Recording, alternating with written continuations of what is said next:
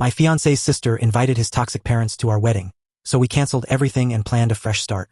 My fiancé, James, and I have been together for 6 wonderful years. We were supposed to get married at the end of November, and I couldn't have been more excited. James is the most warm-hearted, loving, and caring man I have ever met. I love him with all my heart, and he is the most important person in my life. However, James has had a strained relationship with his parents since childhood. He moved out of their home when he was just 16 because he wanted the freedom to make his own decisions and pursue an education. His parents have never truly been there for him, not even when he was 19 and battling cancer. Despite the severity of his condition, they never visited him in the hospital or offered any support. Instead, they have always showered attention on his sister Kathy, the so-called golden child, leaving James to navigate life on his own. After years of struggle and the monumental challenge of overcoming cancer, James founded his own company, which grew into a successful business. 6 years ago, he bought the house next to my parents' home. My parents liked him immediately. That autumn, I met James for the first time, and we fell in love almost instantly. Felt like fate had brought us together. I made a life-changing decision to quit my job in the city, move to the countryside, and start a new chapter with James. Everything has been wonderful between us. My parents absolutely adore James. He's like the son they never had. James, in turn, loves spending time with my dad. They go fishing and hunting together, sharing stories and learning from one another. Their bond has only grown stronger over the years. In these 6 years, I have never met James's parents. He explained to me and my family that he doesn't want them in his life because they are toxic.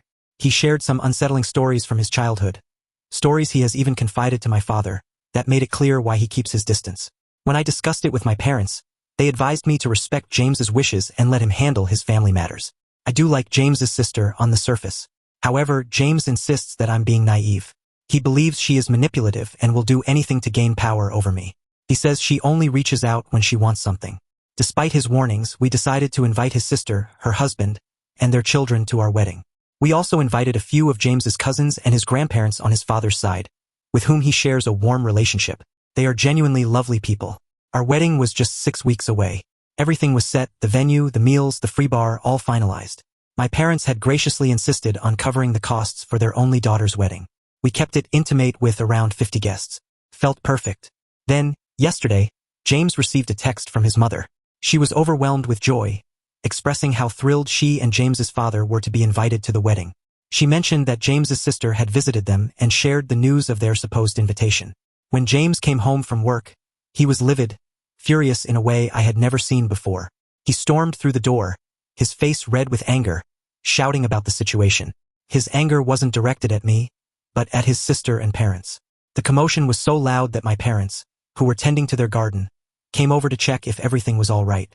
That's when James, in a whirlwind of emotion, shared even more painful stories from his past, stories so shocking that my parents were left speechless. Hearing those revelations brought me to tears. We talked late into the night, neither of us keeping track of time, until we drifted off to sleep. The next morning, I made a firm decision. I withdrew my sister-in-law's invitation to our wedding. I also instructed her to inform their parents that they were not welcome. Almost immediately, she called me, her voice dripping with indignation. She accused me of being selfish, arrogant, and an awful person. Her words stung, but I stood my ground. This was about protecting James and preserving the peace on what should be the happiest day of our lives. Yet, as I sat with my thoughts, questions began to surface. Had I overstepped? Was I truly helping James by intervening? Or was I only making things worse?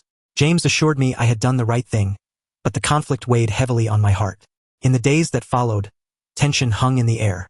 James's sister continued to send me passive-aggressive messages, and rumors began to swirl within the family. It seemed like word had spread, and distant relatives started reaching out, some offering support, others subtly pressuring us to reconsider. Despite the turmoil, James and I found solace in one another. We focused on finalizing the last details of our wedding and leaned on the support of those who genuinely cared for us. My parents became our rock, providing not only financial support but emotional strength. One evening, as James and my father sat by the fireplace, James shared a rare happy memory from his childhood. It involved his grandfather teaching him how to carve wooden animals, a hobby that brought him comfort during lonely times. Inspired, my father suggested incorporating a small wooden figurine of a bird, symbolizing freedom and resilience, into the wedding decor.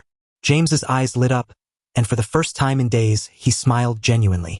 That simple gesture reminded us of what truly mattered: our love, our future, and the family we chose to surround ourselves with. No amount of toxicity could overshadow the joy we felt in building a life together.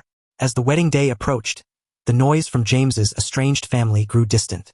We stood united, stronger than ever, ready to start our married life with hearts full of love and resilience. James, feeling that our special day had been ruined, confessed that he wanted to cancel the wedding entirely and escape to Europe. He just wanted to distance himself from his toxic family. At first, I resisted. If we run away, they win, I argued. But James was afraid. He feared that his family would show up uninvited and cause chaos on what should be the happiest day of our lives. The idea of them turning our celebration into a battleground was unbearable. After much discussion, we decided to cancel the wedding. Not the marriage, just the elaborate celebration we had planned. My parents called the venue and explained the situation. To our surprise, they were incredibly understanding and canceled our booking free of charge. The catering service was just as compassionate. Later that afternoon, my mother made a call to my grandparents in Norway. They were overjoyed at the idea of hosting our wedding. Their excitement was contagious, and suddenly, everything felt right again. 15 of us from Boston will be flying to Norway. My grandparents there are already making plans, eager to handle the dinner and all the details for the celebration. As we prepare for our wedding in Norway, I feel a sense of peace I hadn't felt in weeks. Surrounded by people who love us, in a place filled with natural beauty and family warmth, our wedding will be perfect in its own way. No drama, no toxicity, just us committing to forever. Sometimes, in the face of adversity, you find clarity. Our path may have changed, but our destination remains the same. Norway will be the start of our forever, and I wouldn't have it any other way.